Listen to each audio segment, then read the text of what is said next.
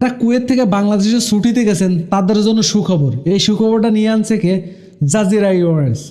এখন আপনি চাইলে বাংলাদেশ থেকে কুয়েতে আসতে পারবেন। যাদের বেশি আপনাদের শেষ হচ্ছে তাদের দুশ্চিন্তার কারণ নাই। এখন আপনারা চাইলে ইনশাল্লাহ একটু চেষ্টা করলে আপনারা আসতে পারবেন। তো এই ভিডিওতে এই বিষয়ে আমরা আলোচনা করব। আপনারা ভিডিওটা অবশ্যই দেখতে থাকুন, আপনারা অবশ্যই বুঝতে পারবেন কীভাবে আসবেন। প্রথম কাজ হবে আপনার সৌদির ভিসা লাগানো। সৌদির ভিসাটা লাগাবেন কিভাবে? আপনারা সৌদির ভিসাটা লাগানোর জন্য প্রথম আপনাদের পাসপোর্টের যে কপি আছেন এগুলো সুন্দর করে স্ক্যানিং করবেন।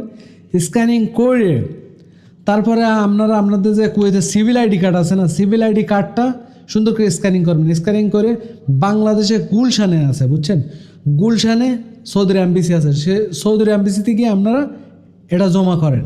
হ্যাঁ, একটা কথা মনে রাখবেন, আপনারা কোনো দালাল ধরে যাবে না। দালাল ধরে গেলে কিন্তু আপনাদের ভিসা রিজেক্ট হওয়ার চান্স বেশি থাকবে।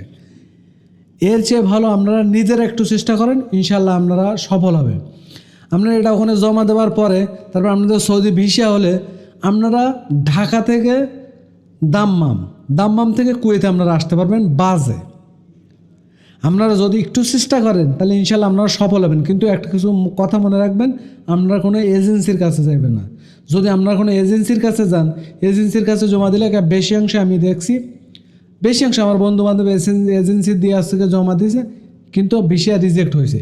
হ্যাঁ, এতে কিন্তু আপনার একটা অ্যামাউন্ট লাগতে পারে, কিন্তু কত লাগতে পারে এটা আমি সঠিক জানি না। আপনারা ওখানে গিয়ে এটা যাচাই বাছাই করেন, তাহলে অবশ্যই আপনারা এর বিস্তারিত বুঝতে পারবেন। তা আপনারা এভাবে চেষ্টা করেন, ইনশাল্লাহ আপনাদের সব কিছু ঠিক হয়ে যাবে। আর আপনারা যদি চেষ্টা না করেন, ঘরে বসে থাকেন, তাহলে কিন্তু কিছু করতে পারবেন না। আপনারা যান, বাসা থেকে বাইরে হন, যান, চেষ্টা করেন। না আপনাদের যদি ভিসা যেমন সিভিল আইডি কার্ডে যদি ম্যাচ শেষ হয় পরক্ষণ আপনাদের আসতে সমস্যা হতে পারে। এটা আমি সঠিক এখনও জানি না। যদি এই তথ্য আমি যদি পাই তাহলে আপনাদের অবশ্যই জানাবো। ভালো থাকবেন, সালামু আলাইকুম।